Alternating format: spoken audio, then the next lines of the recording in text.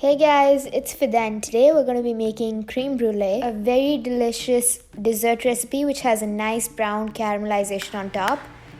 It's very simple to make. It has a creamy underlayer that's called the cream, and on top we have the brulee, that's the burnt sugar.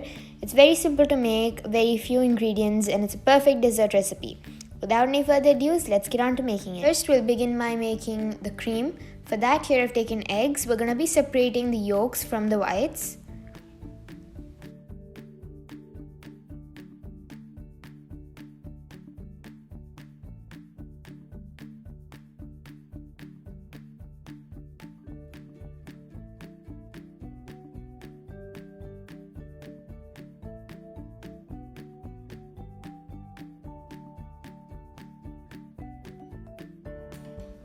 We need 4 egg yolks, and the egg whites you can set it aside, maybe later make a meringue. I've also uploaded a lemon meringue pie recipe. You can try that out if you want. We're going to be using 4 egg yolks and 1 whole egg. I think this works the best because adding a whole egg not only gives it a very much more stronger flavor, but also is going to have a really smooth texture to the cream.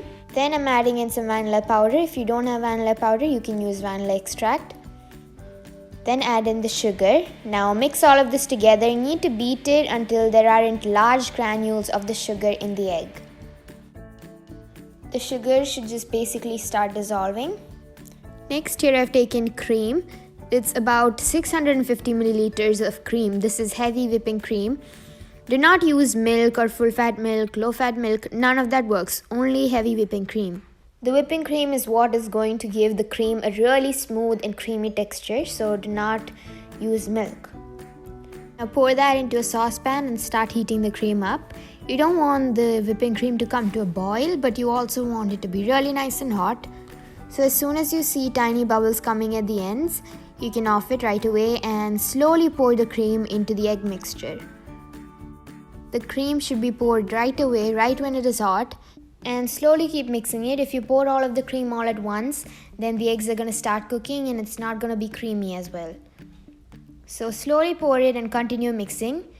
At the end, you can also just strain it to have a much more smoother mixture.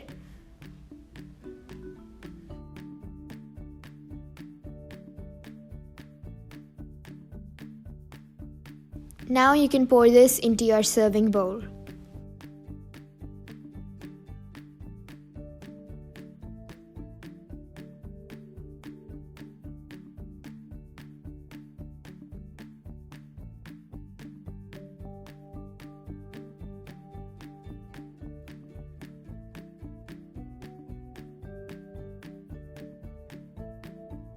In the end, just use a paper towel and pop off all the bubbles. You don't want any air bubbles in the cream. Now, for those of you who don't have an oven, it's perfectly fine to steam this. If you have an oven, go ahead, just use the oven. Make sure to put it in a hot bath.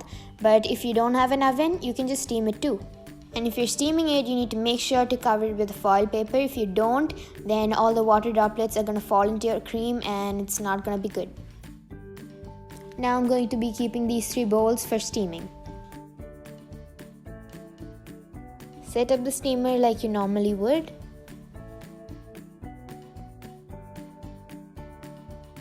And keep the bowls that are covered with foil paper on it.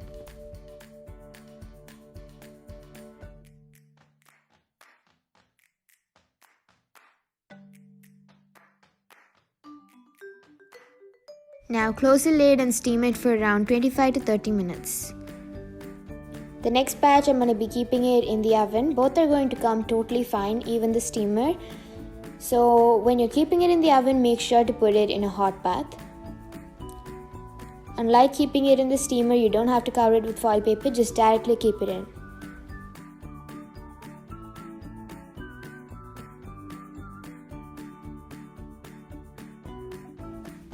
Now here, after around 30 minutes, the cream is perfectly done. Set it aside for cooling just for a while. And as soon as you open it, you'll see that it's nice and jiggly. That is how you need your cream to be. It shouldn't be pudding-like, but it should be really nice, jiggly. Also, that creamy texture should be there when you cut into it. Now you're going to keep this in the fridge overnight before doing the caramel. It should be completely cool. Maybe around 4 hours to 8 hours would be really good. For doing the caramel, normally you would just put sugar on top of the cream and burn it with a blowtorch. But if you don't have a blowtorch, it's totally fine to do without one. You can just caramelize the sugar and pour it on top of the cream. For that, I've added in sugar, a little bit of water and a few drops of corn syrup. The corn syrup is going to help the sugar and keep it from crystallizing right away. You don't want the sugar to crystallize right when you're off the flame. If that happens, you won't be able to pour it on top of the cream, so make sure to add a little bit of corn syrup in it. If you don't have corn syrup, you can also use honey. Now let it start melting and caramelizing. You actually want to burn the sugar so you get that nice and bitter flavor from it after a while. So just let the sugar burn as much as it can and let it come to that nice and golden brown color, almost like a burnt color, and then you can pour it right away on top of the cream.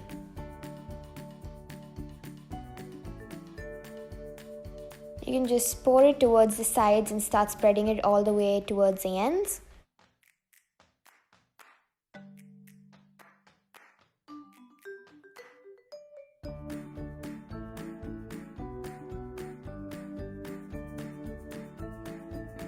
And within almost 30 seconds, the sugar is going to be nice and hard and you can crack right into it.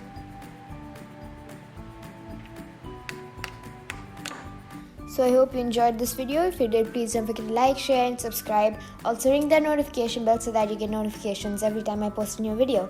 Thanks for watching. Love cooking. Bye bye.